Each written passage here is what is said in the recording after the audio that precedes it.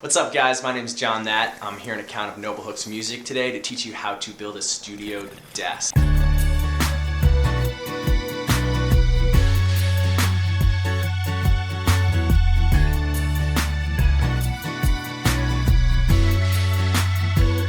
finished up about a month ago. It's the second desk I've built in my life. This one's far better than the first edition.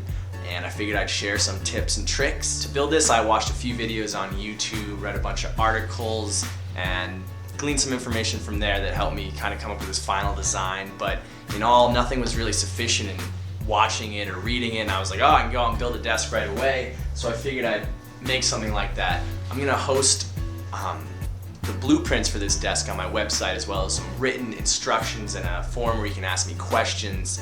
I found that in watching other people's videos, they'd start out with one product and then they wouldn't explain a little detail, or they'd make a mistake themselves and not want to admit it on video, and by the end they have this beautiful desk and you're like, wait, I followed exactly what you said and this isn't fitting there.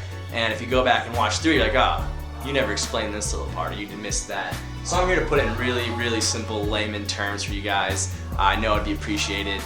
As far as the dimensions go, just so you can wrap your heads around it, this desk is 5 feet wide, the depth is about 27 inches, and the height's about 31, 32 inches. I made it that way so I could fit this pull-out keyboard right here. Got my MIDI controller. I'll jump right to the chase and teach you how to build this. Here's a quick shot of most of my materials. I bought everything from Home Depot, including the wood. Most of the big major cuts were done there. I'll include dimensions as well as the materials and costs on my site. Again, that's johnthat.com/studio desk. Here we got most of my pieces cut so far. We're looking good. Circular saw, rented that thing from Home Depot. I guess one thing to remember when, one thing to note when cutting through plywood is that you can get some pretty mean tears up on the sides of it as the blade's rushing through. So you want to be very cognizant of what side you're sawing on and what side you like. For instance, this is a cut I got done at Home Depot. Ate away at this side, so I decided that I like the look of this side better. Check it out. That had a really rough edge on the other side. This side, nice and smooth, perfect. Which is just a huge difference there. So you want to always have the blade cutting into the top of the side you don't like. That was a lot smoother cut because we're going with the veneer of the wood. So you see, you know what, if you plan this out right ahead of time, you can just always manage to cut and go with the grain versus going against the veneer grain. That's when you get those real chipped up edges I was talking about. Here's my frame, and one of the mistakes I made the first time, and I need to fix actually right now, is the fact this edge is sticking out. This back support, you don't want it exactly 5 feet, which is the width of my desk. You want it to be a 1/4 inch short on each side. That way, when you put the cabinets on the side, this cabinet piece can go all the way back, flush through the back without having to cut like a rectangle in the back to fit this back support, which we will cut on the inside one to fit this support through. We're back on track. The edge is cut even with this bar, so you can fit the 3/4 inch plywood on each side, smooth for the outside cabinet wall to make a nice look to it. Now I gotta cut some notches in the inside walls here. One of the tricks here is gonna be lining these supports up right, because I want each these 2x6s to fall into the space where the drawers are. So this board is going to be specially placed 3/4 of an inch in from the outside edge. 11 1/4 inches on this edge is where we want this edge of this board to be.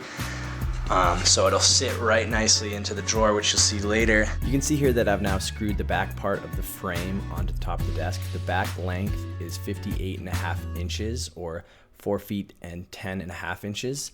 And these 4 supports sticking out are 25 inches at the tallest point and 19.5 at the shortest to create that 45-degree angle. And I'm going to hold off from screwing these all the way in because I want to wait until I get the drawers / legs built. It's going to rest like right to either side of the desk. So with that being said, it's better off to wait before screwing them in, because I don't want to screw this at a wrong angle. I don't have really proper tools right now to measure everything exact, so I'm just gonna hold off on screwing it in before I get the next pieces. So now we're going to put together the 1x4s for the bottom support for the drawers, and the legs, or the shelves rather.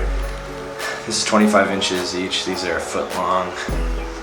My drawers are the shelf dimensions basically a foot by 27, similar to the top of the desk. So here's the bottom leg support, the bottom cabinet support. You can see the notch in the back. This is the inside cabinet wall, so that's going to fit the 2x6 in the back when it slides along together. This is the outside wall on that side. You can see this board's already all screwed in nice and well. I actually did some math wrong. What you should note is that when they say 2x6 and 1x4 for lumber, the measurements actually match up to before they actually really clean the logs up. So an actual 1x4 is more like 3/4 inches, and an actual 2x6 is like 1.5. It's kind of crazy, so that screwed up a lot of my measurements. But so long story short, my screws are a little bit too large for both these boards. So you can kind of see how I'm leaving the heads a little bit out because it's going to be underneath the shelf. You're never going to see this board at all, but just don't want them to be popping out the other side. Now I'm putting corner braces so the center cabinet shelf can rest on those on each side. Here's the half completed bottom frame. Here's the other side. Put corner braces on the other side. I put them at exactly halfway to give me both room on both shelves. As much room as I can on each shelf. So this is like 14 1/8 up from there. You can put them on whatever height you really want. Just depends on what you're gonna put on each shelf. Alright, so here you can see the structure. Here's the 1x4s screwed in down here. Here's the corner pieces. And then it's all upside down right now, just so you can see how everything's getting held together. Alright, here it is right side up. Looking good right now to me. See the edges sticking out a little bit, didn't have exactly the right cup. You can sand that thing right back in. So that's one side now. Time to do the other side. Check this baby out. Nothing's been attached yet, but you can see how these slide right in. Just ducked, kind of fits in pretty nicely. You can see that notch. That's 2x6, just kind of lay right up in there. Pretty much from here I got to build my hutch bridge type of thing. Now that I see that these supports fully fit in and make the spacing clean, I'm fully attaching, finally drilling them all the way in. Then I'm going to pop this off and really hammer some screws into the top so everything's in there sturdy. This is a little bit unorthodox, but I really don't own any tools. These are clothes pants hangers as clips. I decided to, instead of having to sand all these freaking hardwood plywood edges that are all rough and pretty ugly, just that I would go with some screen molding. So I bought some 3/4 inch pine screen molding, and again, lack of tools, I decided to wood glue it on. So these are holding on some Gorilla wood glue. Later I'll sand this thing down nice and smooth so it meets the table nicely. I think it'll look pretty good when it's all said and done and stained up.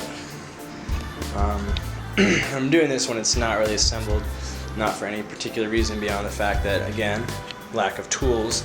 The drill I am borrowing has a crappy battery, so I can really only get 30 minutes max out of it after like a 3-hour charge. So this has been really a labor of love right now. Here's this thing all stood up. You can see that I've started attaching this screen molding. Makes it look pretty snazzy. It makes the edges look a lot nicer than just the plywood, plus saves you a lot of sanding time. Here's what this the screen molding looks like. Just get it at Home Depot, wherever you're shopping. It's 3/4 inches thick, pine, pretty basic stuff. Now I'm about to screw the holes for these carriage bolts.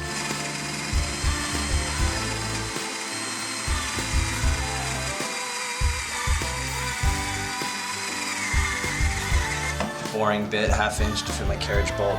Started to put them at 4 inches in and 17 inches, and I'm putting them 3 inches down because it's about a 6 inch. Well, it's a 2x6, so 3 is about the middle. I'm gonna drill a second set of holes here and here, here and here, same dimensions. You can see the carriage bolts have this square end where we're putting it in, and if you notice, we use the 1/2 inch boring bit, so when you get to that point right there, hey, guess what? Doesn't fit in right. So what I'm gonna do is just hammer in the tips of these, like,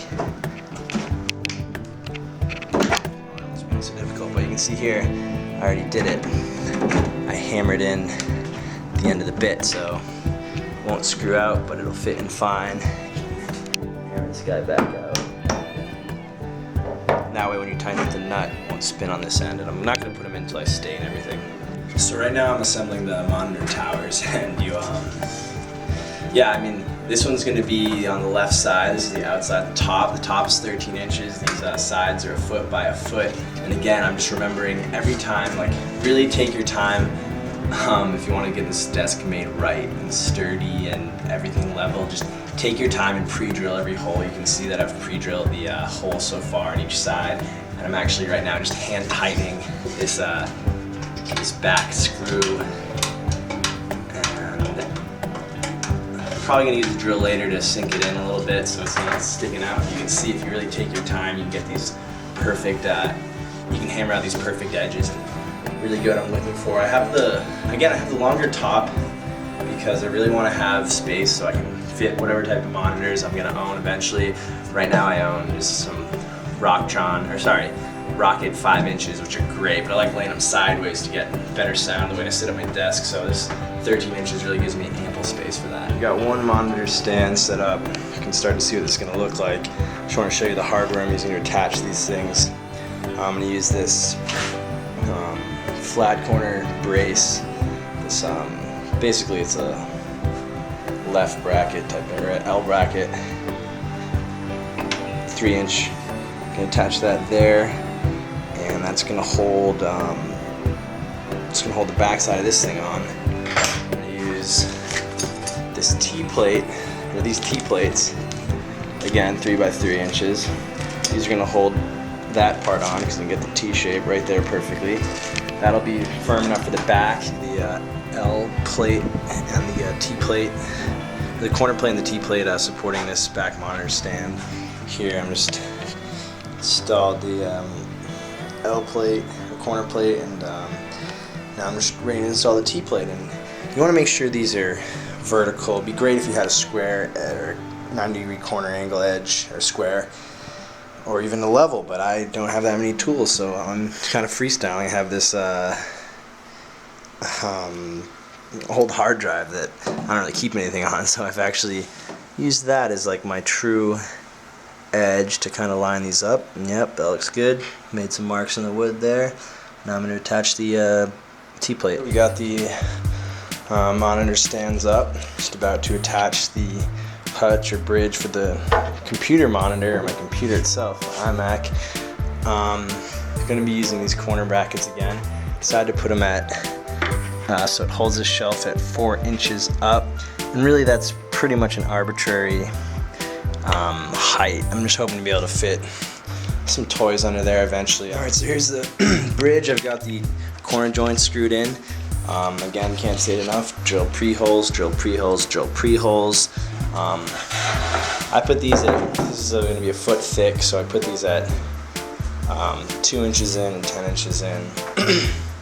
Just kind of corner off, split the difference, get some nice support. One of the tricks in knowing where to put these as far as how close to the edge is get a little piece of wood, put it up right there, and make sure it's just touching it perfectly. And that'll make sure that when you finally put it on here, it's not butting out too much and leaving too much space.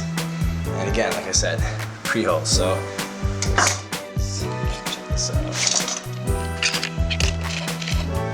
Just pick this guy out. Found the end that I like.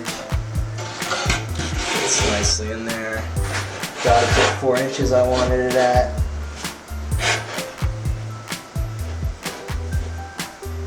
And drilled a nice little pre-hole in there, and I'm gonna fill it in with a screw. End up throwing my 1.5 inch screws in here and here from the bottom up into my top monitor rig. Didn't really like that wobble that was going on when it was only in the back. I didn't want to glue it because, again, portability is something I'm trying to build into this. So right here is where's my keyboard, this table, which I'm going to use to hold my piano and MIDI controller, and it's going to slide right out from in here, and you can see my parts I've got going on. This is about 14 inch, basically cabinet sliders, but they're going to do the trick. And this is a 12 inch board by, I believe this board was originally 33 inches, now it's down to like 32 inches because there needs to be a 1/2 inch of space on either side for the cabinet slides to work properly.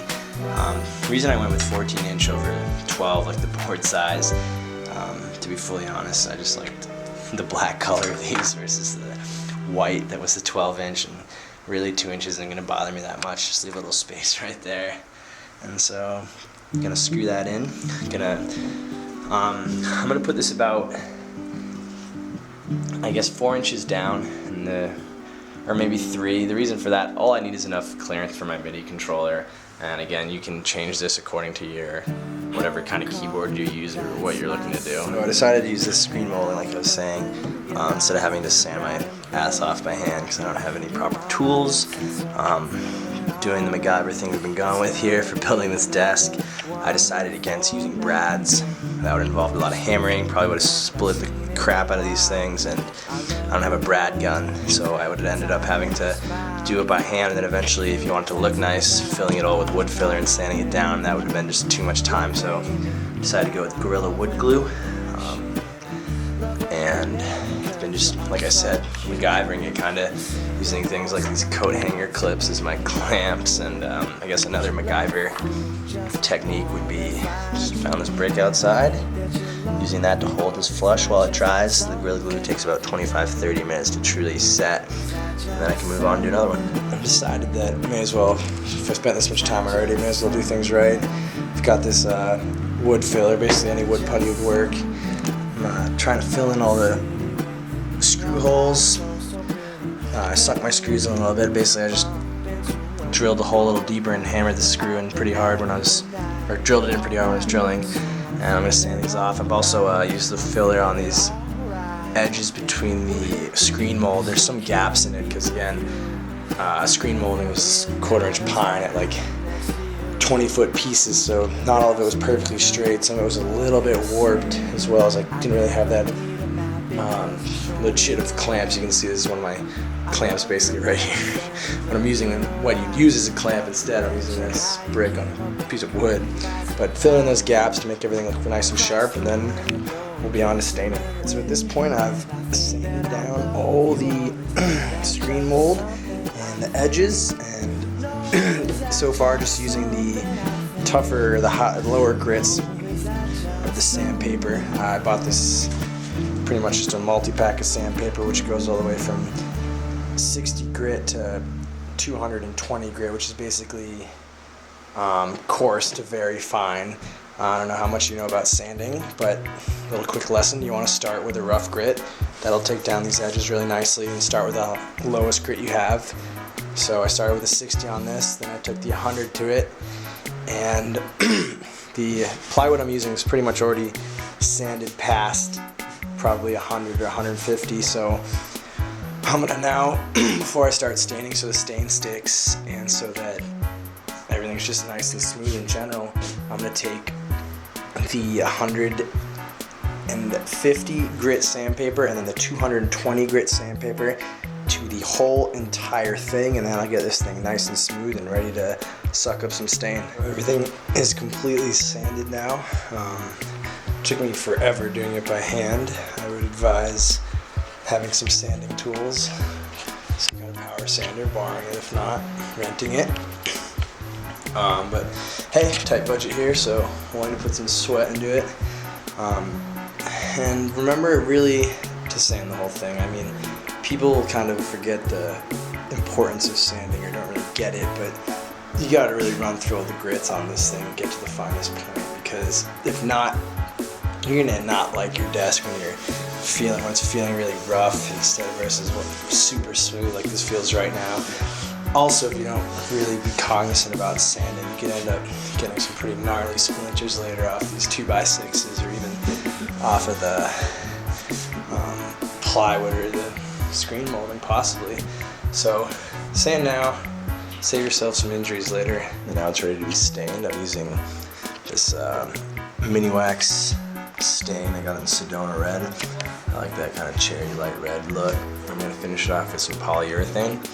I'm just going to apply it with some foam brushes. Pretty simple. Make sure the wood's clean. Throw this stain on there, let it sit for 15 minutes. Wipe up the remainder with these rags. I also got, you can wear gloves if you want, not get the stain all over your hands. It's kind of a pain to get off. Stains, basically. You can see this puppy after the first coat of stain is put on. You can put on 2 coats if you want it to be a little bit darker. I'm not sure yet. I think I may do that just to make sure everything's even. Spent this much time already, may as well. I just finished the first coat of polyurethane. This thing's drying out. You can see it put on a semi-gloss. It's kind of shiny right now, but it's looking good overall. I'm liking this darker Sedona red stain more and more. Definitely growing on me. Directions for the polyurethane stain: coat once, lightly sand off with 220 fine grit, just get it rough basically, and then throw a second coat on there. I mean, I bought a quart of polyurethane, so it's far more than you really need. Figure I'll do that to the outside edges of everything. It's done. You can see it's pretty shiny. It's the semi-gloss polyurethane on it. It's no longer tacky. It's been drying almost 24 hours, looking pretty good. One suggestion I would make is definitely paint thin out your polyurethane with some mineral spirits or something like that. Paint thinner. Got a little thick in spots, and you can see my brush strokes. Unfortunately, it's drying pretty fast out here, but all in all, it's a win.